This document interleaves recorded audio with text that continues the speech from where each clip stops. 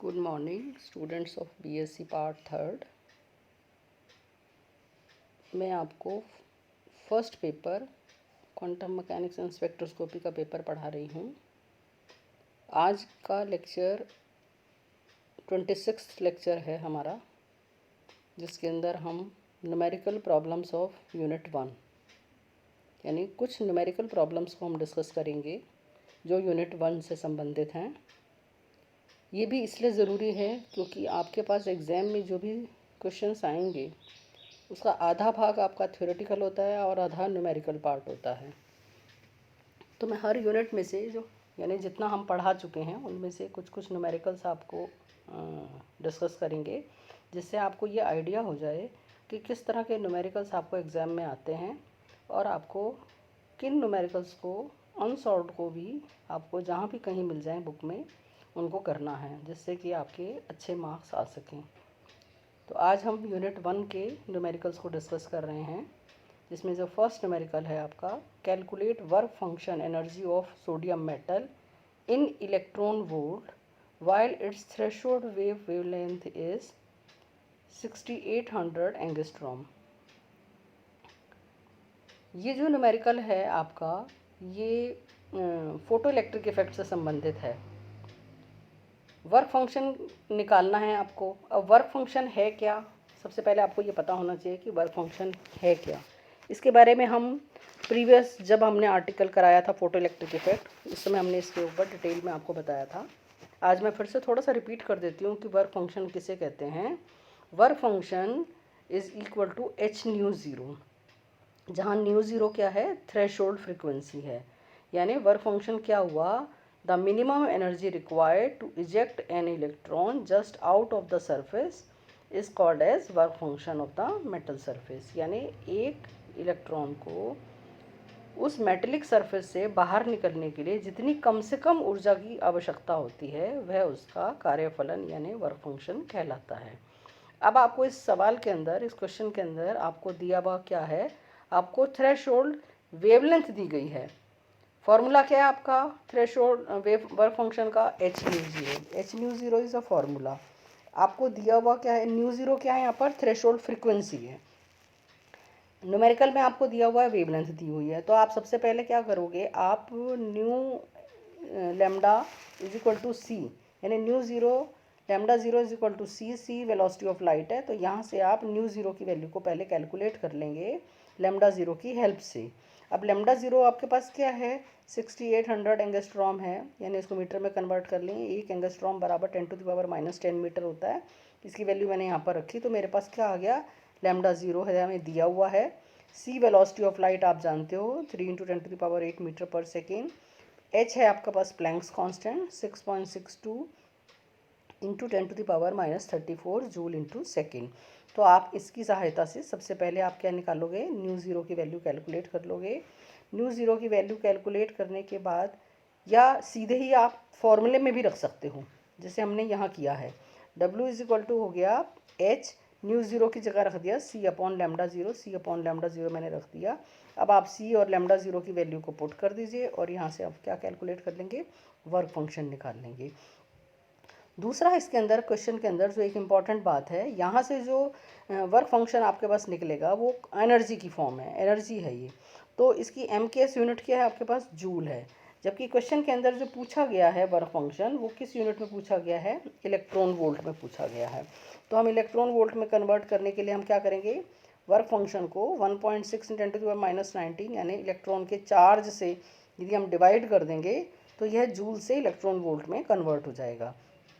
तो यहाँ से हमने क्या किया, यहाँ से कैलकुलेट होकर हमारे पास आया था 2.92 10⁻⁻19 जूल। इसको हमने इलेक्ट्रॉन वोल्ट में कन्वर्ट कर लिया है। 2.92 10⁻⁻19 डिवाइडेड बाय 1.6 × 10⁻⁻19, और यहाँ से मेरे पास आ गया है 1.825 इलेक्ट्रॉन वोल्ट। एक चीज़ का और ध्यान रखेंगे बच्चों, ये बात आप हमेशा के लिए याद रख लीजिए कि इलेक्ट्रॉन वोल्ट एनर्जी की यूनिट है और जिसके अंदर ई स्मॉल और वी कैपिटल आएगा।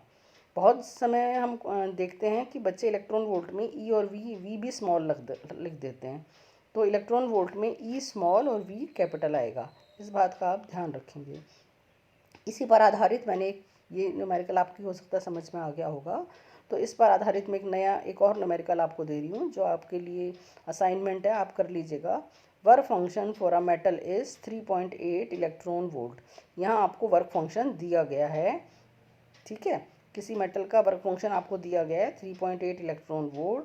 Find threshold frequency of for metal, यहाँ से आपको फ्रीक्वेंसी को कैलकुलेट करना है। तो आई होप आप लोग आसानी से कर पाएंगे। किस फॉर्मूले से, W is equal to h nu zero. तो वर्क फंक्शन आपको दिया हुआ है, न्यू ज़ीरो आपको कैलकुलेट करना है। करना क्या होगा आपको, यहाँ पर पहले इसको इलेक्ट्रॉन वोल्ट को आपको कन्वर्ट करना पड़ेगा, किसमें, जूल में कन्वर्ट करना पड़ेगा। क्लियर, जूल में कन्वर्ट करने के बाद then we use this formula and calculate it. So answer आप मैच कर पाएंगे। 9.2 × 10⁻14 हर्ट्स हमने इसकी वैल्यू निकाल रखी है, इसको आप यहाँ से मैच कर पाएंगे।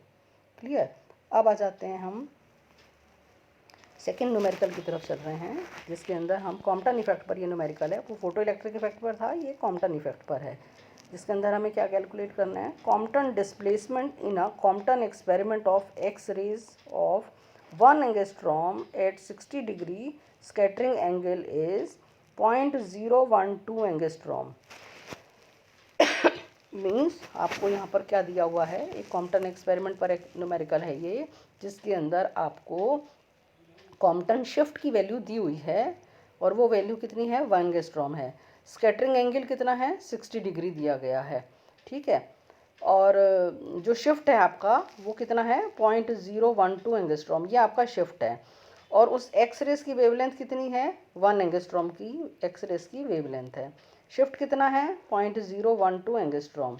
तो आपको कैलकुलेट क्या करना है, calculate the value of Planck's constant and energy imparted to the recoil electron. एक बच्चों एक चीज़ का ध्यान रखना, यहाँ पर energy imparted to the recoil electron आप मत निकालिएगा, केवल हम यहाँ पर हम शॉर्ट आंसर टाइप क्वेश्चंस कर रहे हैं, तो केवल आपको प्लैंक्स कांस्टेंट तक ही निकालना है। तो आपका जो क्वेश्चन है वो आपका गिवन क्या हो गया, डेल्टा लेमडा आपको यानी शिफ्ट आपको दिया गया था 0.012 एंगस्ट्रॉम, फाई हो गया आपका स्कैटरिंग एंगल 60 डिग्री दिया हुआ था। तो अब आपको क्या निकालना है, यहाँ से एच की वैल्यू निकालनी है। अब हमने यहाँ से क्या यूज़ किया है, हमने we use the formula of delta lambda is equal to H/m0c 1 - cos phi. ये किसका फॉर्मूला है, कॉम्पटन शिफ्ट का फॉर्मूला है। तो यहाँ पर क्या है, फाई की वैल्यू आपको आपने पुट कर दी, आपके पास cos 60 डिग्री 1/2। सो मेरे पास डेल्टा लेमडा कैलकुलेट होकर आ गया, H delta lambda is equal to H/2m0c। ये हमारे पास कैलकुलेट होकर आ गया है। अब हम क्या करेंगे, इस फॉर्मूले के अंदर जो फॉर्मूला हमारे पास आ गया है, इस फॉर्मूले के अंदर हम क्या करेंगे, एच की वैल्यू मुझे कैलकुलेट करनी है। तो एच बराबर क्या हो गया, 2 डेल्टा लेमडा m0c, यानी 2 इंटू शिफ्ट की वैल्यू हमने रखी, एंगस्ट्रॉम में थी, पहले बता चुकी हूँ, 1 एंगस्ट्रॉम 10⁻⁻10 मीटर, वैल्यू पुट कर दिया आपने। m हो गया इलेक्ट्रॉन का मास 9.1 10⁻31, और c होगी वेलोसिटी ऑफ लाइट, इसको आपने पुट कर दिया, और यहाँ से आपने कैलकुलेट कर ली लेमडा प्लैंक्स कांस्टेंट h की वैल्यू। तो यहाँ पर ये न्यूमेरिकल हो गया आपका कॉम्पटन डिस्प्लेसमेंट पर, यानी कॉम्पटन इफेक्ट पर आ गया आपका न्यूमेरिकल। इसी पर हम एक और न्यूमेरिकल आपको दे रहे हैं जो आप कर सकेंगे, यदि आपकी ये समझ में आ गया होगा। तो X rays of wavelength 2 angstrom are scattered from a carbon block. X rays दी गई हैं आपको, जिसकी वेवलेंथ कितनी है, 2 एंगस्ट्रॉम है, जिसको हम कार्बन ब्लॉक से स्कैटर कर रहे हैं। The scattered photons are observed right angle to the direction of the incident beam, यानी फाई का मान कितना है, 90 डिग्री दिया गया है। Calculate the wavelength of scattered photon, आपको स्कैटर्ड फोटोन की वेवलेंथ आपको कैलकुलेट करनी है, यानी डेल्टा लेमडा आप कैलकुलेट यहाँ से कर लेंगे। पहले डेल्टा लेमडा कैलकुलेट करने के लिए आपको क्या चाहिए, केवल आपको फाई चाहिए। तो H/m0c 1 - cos फाई से फाई की वैल्यू रख के आप डेल्टा लेमडा कैलकुलेट कर लेंगे। डेल्टा लेमडा में लेमडा आपको दिया गया है, तो अब आप लेमडा डैश कैलकुलेट यहाँ से आसानी से कर पाएंगे। So this is also very important numerical, ये भी बहुत इंपॉर्टेंट न्यूमेरिकल है जो कई बार एग्जाम में पूछा जा चुका है। उसके बाद हम थर्ड जो न्यूमेरिकल लेके आए हैं वो हैं आपका डी ब्रॉगली फॉर्मूले पर। डी ब्रॉगली रिलेशन जो है वो मैटर वेव्स पर डी ब्रॉगली के द्वारा रिलेशन दिया गया था, उस पर ये न्यूमेरिकल बेस्ड है। तो इसमें क्या करना है, what is the de Broglie wavelength of an electron whose kinetic energy is 100 electron volt. यानी हमारे पास एक इलेक्ट्रॉन है जिसकी काइनेटिक एनर्जी हमारे को दी गई है 100 इलेक्ट्रॉन वोल्ट है, उसकी हमको डी ब्रॉगली वेवलेंथ कैलकुलेट करनी है। It's a very simple numerical, बहुत बार एग्जाम में रिपीटेडली एक न्यूमेरिकल पूछा गया है, इसीलिए मैंने इसको आपके को यहाँ पर करा रही हूँ जिससे कि आपको आइडिया हो जाए। लेमडा बराबर क्या है आपका, आप जानते हैं सभी, डी ब्रॉगली वेवलेंथ, हम ऑलरेडी इस पर डिटेल लेक्चर दे चुके हैं। लेमडा इज इक्वल टू क्या है, h/p।